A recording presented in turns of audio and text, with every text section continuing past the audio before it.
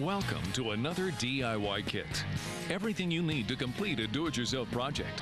For detailed lists, instructions, and more, go to DIYnet.com and click on DIY Kits. Today's kit will show you how to construct built-in shelving, and it's brought to you exclusively by Craftsman Tools. To get started, you'll need a hammer and finishing nails, a circular saw, a drill, lumber, shelf pins, 3-inch wallboard screws, and a tape measure. First, measure the area where you plan to install your shelving. Subtract 1 inch from the height and cut the 2 side panels. Now, cut the shelves in the top and bottom panels an 1.5 inches shorter than the planned width.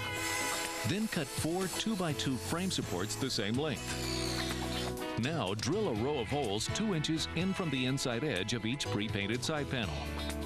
The holes should be spaced 2 inches apart and drilled 3/8 inch deep using a 1/4 inch drill bit. To maintain a consistent depth, use a piece of scrap wood that allows the bit to protrude 3/8 inch. Then, drive the finishing nails through the pre-painted side panels and into the end grain of the support frames. Now, position the unit flush with the wall and drive 3-inch wallboard screws through the top support frame into the wall studs. Then, with the unit secured, attach the bottom and top panels to the support frames with finishing nails. Now, trim out the top and bottom of the unit with molding. Install shelf pins in the desired holes and place the shelves on the pins. Your new built-in shelving unit will add warmth to any room. And because the shelves are adjustable, it's great for storing books, toys, even collectibles. Log on to DIYnet.com for complete instructions. You'll also find how you can buy everything you need to complete this project, along with many other creative DIY kits. Today's kit is brought to you by Craftsman Tools. On weekend remodeling. Hi, I'm Fuad Reves. This 1929 Craftsman-style bungalow is a timeless treasure, and this remodeled porch really helps emphasize the character and beauty that it holds. But this porch wasn't always an added benefit to the home. When we first came to this house, the porch and steps were your basic concrete slab. The first thing we needed to do was prep the area. This involved patching some cracks, building up the step at the door, and also a little cleaning and scrubbing. With the foundation clean and dry, we applied the thin set our tiles in a free-form design, and then applied the grout. This is an intermediate level project, and rating this on a scale from 1 to 5, with 5 being the most difficult, I would give it a 4 because of the free-form design. This requires a lot of tile setting skills and artistic ability. We spent about 18 hours, 2.5 days total, to complete this remodel. But of course, we couldn't have done a project like this without a few tools and materials.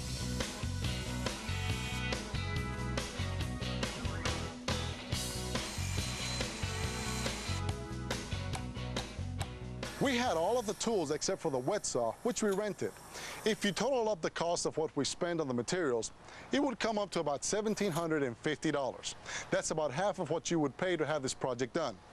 To get a better idea how all this came together, let's go back a couple of days to see what took place to get us to this beautiful porcelain tile porch. Before we can really dive into this remodel, we need to figure out how we want to lay out our tiles. One way of doing that is to get a book of patterns like this one. These are great and show several ways to lay our tile floor. These can be found at home improvement centers or your local tile store. Another great way to plan a tiling job is to use a computer. There are some great computer programs out there that can really give you a good sense of what your finished product will look like. Of course, you can use one of these methods, or you may want to design your own pattern. In our case, this pre-planning helped us determine that we wanted to lay our tile in a free-form style. The key to finishing a remodel like this one in just one weekend is to be organized, and especially to do a little prep work before you begin.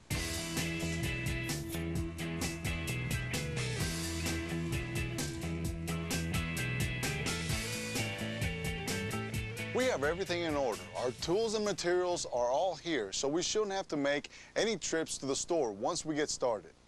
Our next order of business is to check the concrete to see if it has been treated or sealed with anything.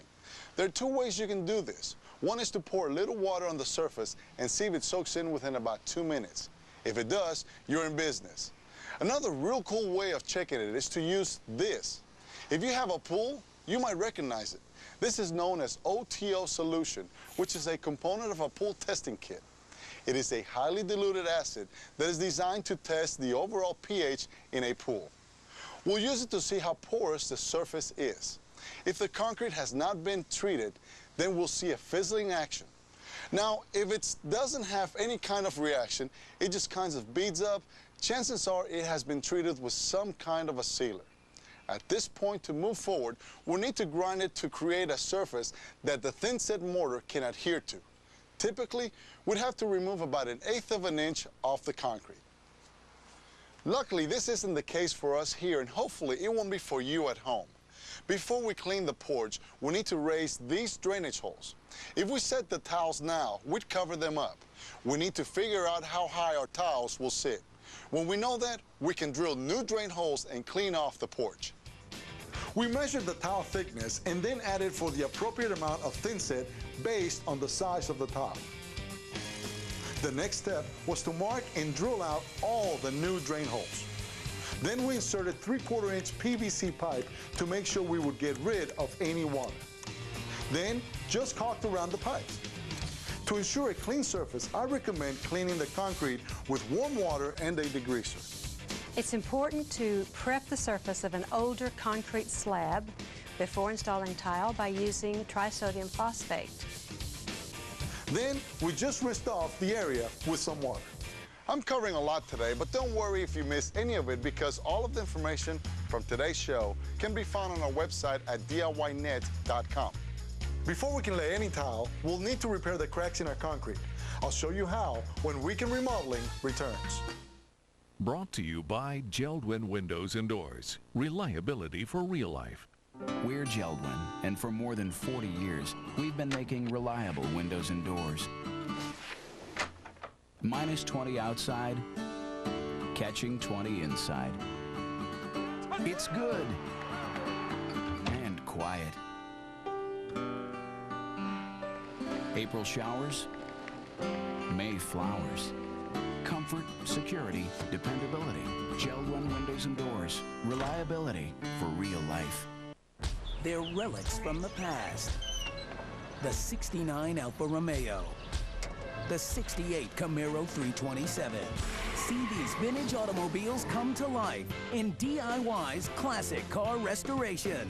Experts shift into gear to show you how to grind out the old and spray in the new. It's the nuts and bolts for every car enthusiast. Classic Car Restoration, Wednesday at 7:30 Eastern on DIY.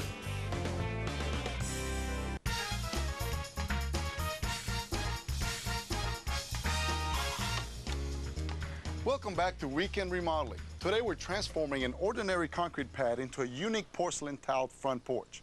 So far we've prepared the slab by cleaning it and drilling some drain holes. In all, this only took us a couple of hours to complete.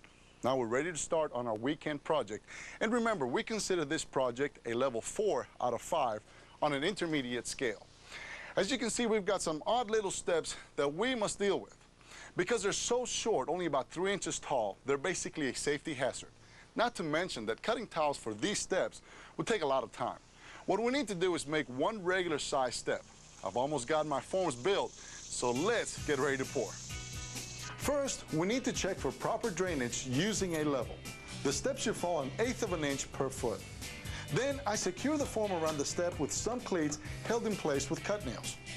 Next, we just mix some fast-setting concrete and pour it into our form. Tamping down removes air that may be trapped. Then screed the top of the concrete with a 2x4.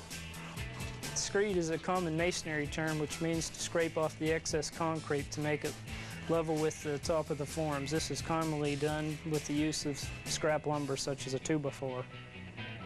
Once this dries, we'll put a membrane over it as an extra protection for our tiles. But more about that in a minute.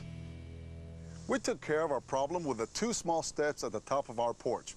But we have a different problem on these steps. Here we have some cracks and they go all the way through the steps. That tells me that the cracks are occurring due to movement. Just filling the cracks with cement won't fix the problem. It will only hide it temporarily. Here's how we're going to take care of this problem. We start by laying a piece of crack isolation membrane over the area and cutting it to size. Then trowel thinset onto the tread and riser. Set the membrane over the crack and press into place. Then finish smoothing it out with a trowel. You can use the flat edge to remove any excess thinset. A crack isolation membrane is a permanently flexible mat or sheet designed to cover small cracks or breaks in the surface. These movement cracks, if left untreated, could crack and break the tiles that are installed over them. Now that we have our cracks taken care of and our 2 small steps built up, we need to give them a little time to cure. We used a concrete that is fairly fast setting, so it should be ready to tile over in 1 to 2 hours. Well, we spent about 3 hours on our first day getting our porch ready. And since we need to let the concrete dry, I would say it's a good time for us to take a break. You don't want to miss what's coming up next. When Weekend Remodeling returns, we'll be laying our tiles freestyle. This is it. What you have to do. Same time every year, right? Well, not anymore. Olympic Maximum with the exclusive water block and sunblock formula, which means it's guaranteed to prevent water damage and graying for 2 years, twice as long as ordinary water sealants. So while you skip a year, Olympic Maximum will still be hard at work. Twice the protection, half the work, guaranteed. If your driveway looks worn, don't replace it, resurface it. Quikrete Concrete Resurfacer. The easy way to make old concrete look like new. Imagine a refrigerator from Whirlpool that creates new space. Moving the ice to the door gives you room for 8 more pizzas. And it's now available at Lowe's. Select your Whirlpool refrigerator and take it home today, or have it delivered tomorrow. That's the Lowe's Appliance Advantage. Whirlpool, just imagine. We're JELD-WEN, and for more than 40 years, we've been making reliable windows and doors. Remodeling complete. More quality time. Still learning. Still no ball mark. Waterworks outside. Homework inside. Comfort, security, dependability. JELD-WEN windows and doors. Reliability for real life. DIY salutes our troops overseas with a very special home repair workshop from Fort Stewart, Georgia. While they're on the front lines, we bring their loved ones help on the home front. Premieres Friday, July 4th at 8 p.m. on DIY. Online at DIYnet.com.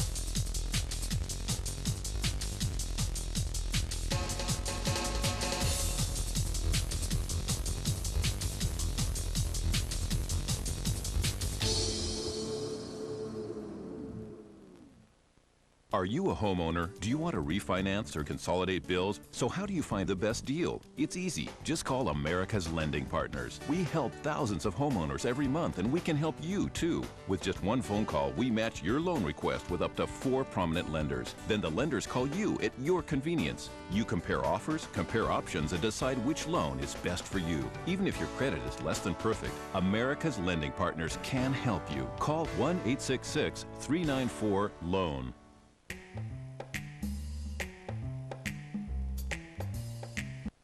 This Old House, America's first home improvement show, is asking a question. What project can we help you with? That's right. Now you can ask This Old House on DIY. Richard, Tom, Roger, and I are taking time out of our big This Old House project to help you with your smaller one. So if you've got a question, you'll get the answer when you ask This Old House.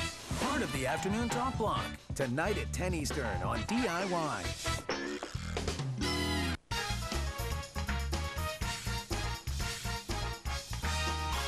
Hey, welcome back to Weekend Remodeling. I'm Fuad Reves. We're at the beginning of day 2 of our 2.5-day tiling project.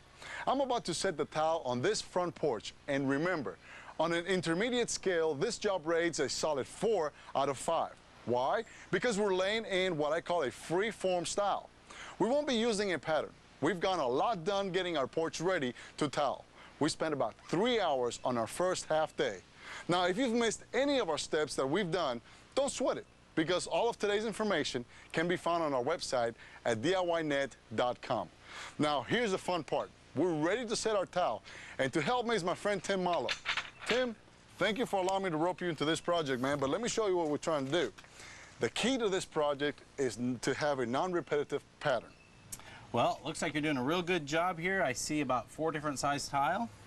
I'll tell you what, and that's the thing that is really going to help us in achieving that. And one other thing is the coloring is something that's really important because it's got to blend in with the housing itself and the different size of tiles. Yeah, it's really nice. There you've got about 10 different colors here, which is really nice. It goes well with the house, fits the architecture.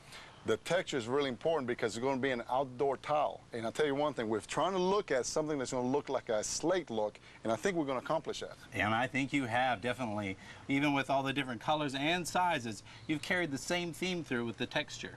Well, great. And I'll tell you one thing, Tim, I'm tired of prep work. Let's get to work, huh? Let's go for it. Come on, let's go.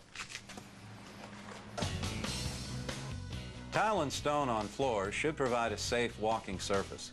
Coefficient of friction refers to a rating system of slip resistance measured on a scale of 1 to 10, 10 being the most resistant. For outside, a rating of 7 or better is recommended. We mix our thin set mortar according to the directions, 6 quarts of water to a 50-pound bag.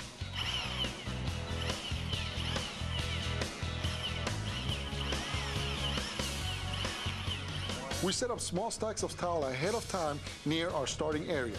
This allows us to work for longer stretches without needing to run back and forth for more tile. We begin by keying in the thin set with a flat side of the trowel. This gives us a really tight connection to our slab. Then we use the comb edge to scratch the floor and create grooves, making sure they're all going in the same direction. It is very important when setting the tile that we slide them into place. It only takes about the width of a grout joint for the slide. That way you just sink the tile into the thin set. When setting most tiles, especially the larger ones, you'll probably want to use spacers. These come in various sizes and will help you keep a consistent grout line throughout the entire job. When some of the thin set comes up between the grout joints, we just clean them out using the spacers. The different heights in our tiles requires us to add a little more thin set to the backs when using the smaller tiles. Our spacers are 3/16 of an inch thick and will help to ensure consistency in the width of the joints. On a hot day like today, we don't want to work our thin set out too far because it starts to dry out. When it does, we just spread a thin flat layer on the back of the tile to make a better connection once we set it in place. You don't want to get too much of a straight line going on a freestyle project like this. So to break things up, we keep working the thin set towards us, staggering our rows, always remembering to offset our lines. Even with our grout lines offset, it's important that they all stay even and straight to each other, running in both directions. In a design like this, sometimes special cuts are necessary, and sometimes we just want to keep things interesting. Just make sure to think them through and remember to include the width of your grout lines in all calculations. A wet saw is worth its weight in gold and gives us fast and precise sizes for our special cuts. We set our cut tile in its place, remembering to face the cut edge against the wall and the finished edges facing finished edges for a professional look.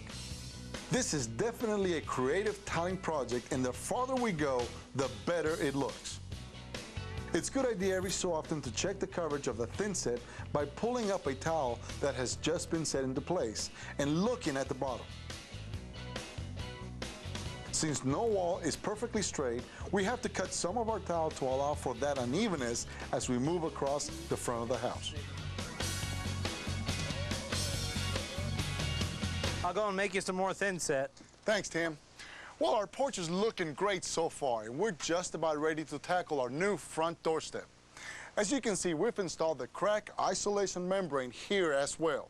This is an extra protection against cracks ever forming and causing us a problem. Now we're going to keep going with our free-form style here on the landing, but we need to define our steps. Otherwise, you might never see it because it would blend into all these colors. So we're going to use these bullnose pieces. And we decided that sticking with one solid color on each step will make an outline that'll catch your eye. That way your guests won't be tripping over it. We start by keying in the thin set on the riser of the doorstep. It goes over the crack isolation membrane without any problems at all. The process here is the same. Once a towel is in place, we just set a spacer, pick a color, and move on. We want to do our risers first. Then, with the thin set trowel on top of the step, I set the bullnose piece along the edge, just hanging over enough to cover my riser tiles. This solid color outline of the steps adds a lot to the look and design of our porch. We'll use the same design on the lower steps as well. As far as the tiles inside the border go, well, that's laid out just like the rest of our porch. Our bullnose borders really make the steps pop out. I can't believe it. All of our tiles are finally in. Let me give you a little better idea of how much time is involved in this project.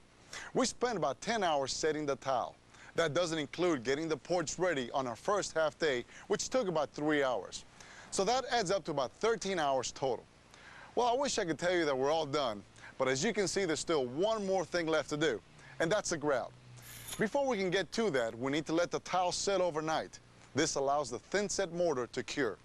With that said, I guess that means that it's time to take a little break, so stay with us. When we come back, we'll put the finishing touches on our project by grouting our tile. Don't go away. Weekend Remodeling will be right back.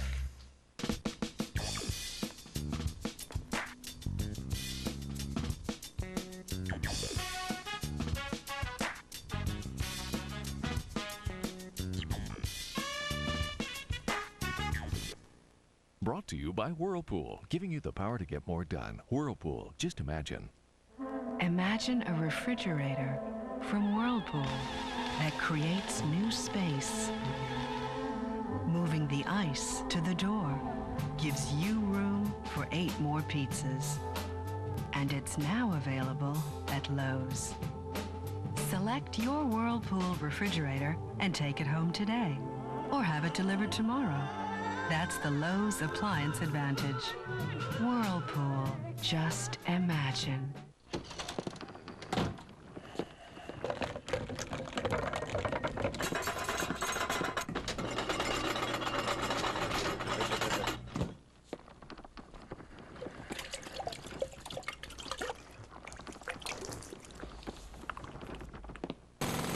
If your driveway looks worn, don't replace it. Resurface it. Quikrete Concrete Resurfacer. The easy way to make old concrete look like new. Lowe's celebrates the 4th of July with all American values. Get Char-Broil's biggest Big Easy Grill for only $2.49. Buy any Char-Broil gas grill and take home this grilling guide CD with 175 recipes free, only at Lowe's. Get your summer project started at Lowe's with this special credit offer. Pay nothing for 12 months. That's 0 payments and 0 interest for a whole year when you use your Lowe's card on all purchases store-wide of $2.99 or more. Now that's improving home improvement. Ever wondered what it's really like to be a soldier? What do you got? I have a sit rep from Alpha Company. BT, ready to be verified. Verified! Put yourself in the picture with this free video. You'll see over 200 great jobs in the Army and over 180 in the Army Reserve. You'll also see what skills you learned, how you can earn money for college, even what soldiers do in their free time. Call 1-800-984-ARMY now and get this free t-shirt and your free video. Put yourself in the picture and see what it's really like to become an Army of One.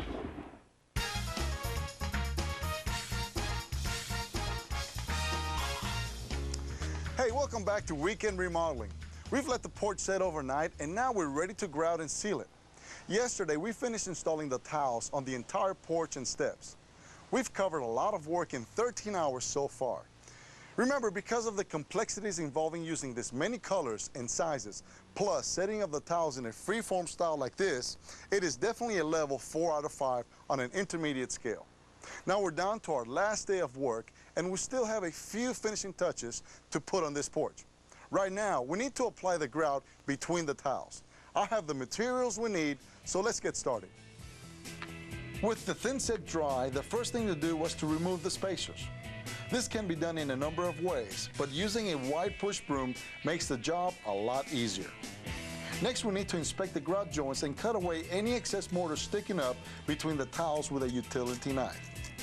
Our grout called for 2 quarts of water to a full 25-pound bag. On a job this size, it's a good idea to mix the grout in batches using a full bag at a time. This will keep the grout color and thickness as consistent as possible. There's really no need to hurry. The grout will stay workable even in a batch this size. To apply the grout, I dump out about 1/3 to half the grout mixture onto our tiles. And using a hard rubber float, I begin packing the joints and then strike off the excess, pulling the float diagonally across the tiles. Working my way out of the corners, it doesn't take long to be halfway across the porch. If the job size is not too large, grout the entire area at one time. Variations in the grout color can occur from batch to batch, so be as consistent as possible when mixing and cleaning. Applying grout on the steps' vertical joints is no different than the floor. We don't need a thicker mix here because we're not grouting several feet up a wall. With half of the porch grouted, I began dressing the joints by pushing the grout between the tiles in a circular motion, rinsing the sponge, and then wiping across the tiles on a diagonal line to keep from pulling the grout back out of the joints. A key step here is to keep turning the sponge over and using the clean side. Then rinsing it out and repeating the process over the entire grouted surface. From here on out, we just repeat the steps of grouting and dressing the joints until we've covered the rest of the porch. It's a good idea to wear gloves when doing this part of the project because working with cement is very hard on bare hands. Man, this looks fantastic. The grouting is done. As you can see, there's still a slight haze on some of the tiles, but that's okay. What you don't want is to have big globs or a thick film left. The light haze will wash off after the final rinse, but the thicker film may not, so make sure to clean off the tiles properly. There are a couple more things you need to do before this project is complete. The first thing is to protect the grout from stains and everyday wear and tear. To do this, you need to apply a penetrating sealer directly onto the grout. Once the grout on your tile job is cured, and I would allow approximately 2 weeks to be sure all the moisture is dried out of it, you'll want to seal your grout with a high-quality grout sealer. This will make the grout moisture resistant, and this is especially important on an outside tile job. Well, the last thing we have to do is apply the exterior sealant around the edge of the house and the porch's surrounding walls. This will keep water from seeping into areas that it shouldn't be in. Let's look at how we got here. We started out with an old worn-out concrete front porch that really did nothing for this quaint craftsman-style bungalow. We began by drilling for the new drainage holes, then prepared the foundation by washing the concrete with some warm water and TSP. We built up our front step and repaired some cracks with cement and the crack isolation membrane. Once everything had dried, we applied thin-set mortar and began our freestyle installation of the different color, shape, and size tiles. We worked our way out and then installed tiles along the doorstep and then down to the front steps. After setting overnight, we applied the grout and then wiped it all clean, leaving us with a uniquely designed tiled front porch. With this project, as well as any other intermediate level projects that we do here on Weekend Remodeling, I hope that you can come away with a few good ideas that you can do at home. Well, that's it for today. I'm Fuad Reves. Thanks for watching, and I'll see you here next time on Weekend Remodeling.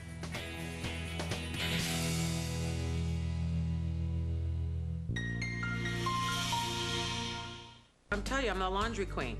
Everybody comes to me for stains and I tell them what to use to get it out. Like I have a girlfriend, she'll bring me a pair of pants of her daughter's. Grease, coffee, grass stains. When I use Clorox 2, it knocks the stain out. What do you think of OxiClean? I don't like OxiClean. I wasn't satisfied with it at all. It just doesn't get the stain out. There is a difference because my clothes seem brighter, cleaner, and the stain is gone with Clorox 2. Mama's got the magic of Clorox 2. Because I like clean clothes.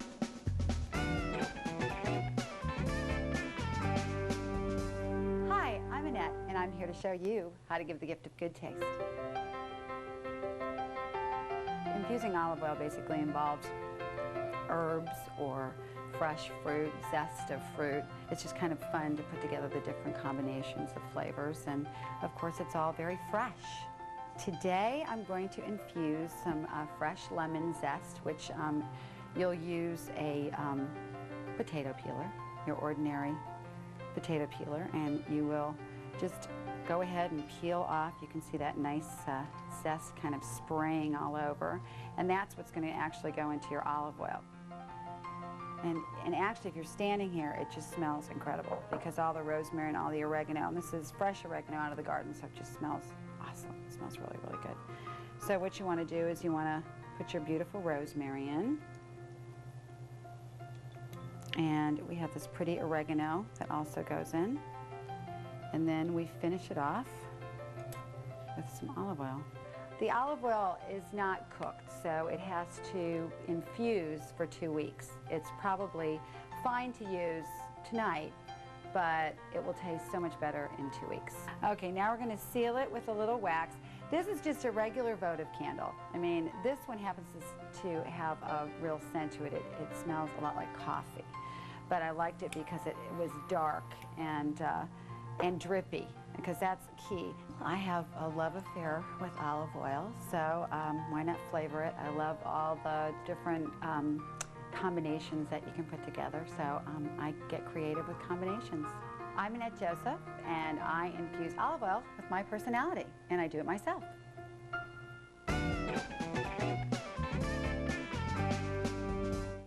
Against the clock and against each other. Can they do it? Warehouse Warriors. Tonight at 9 Eastern and Pacific on DIY.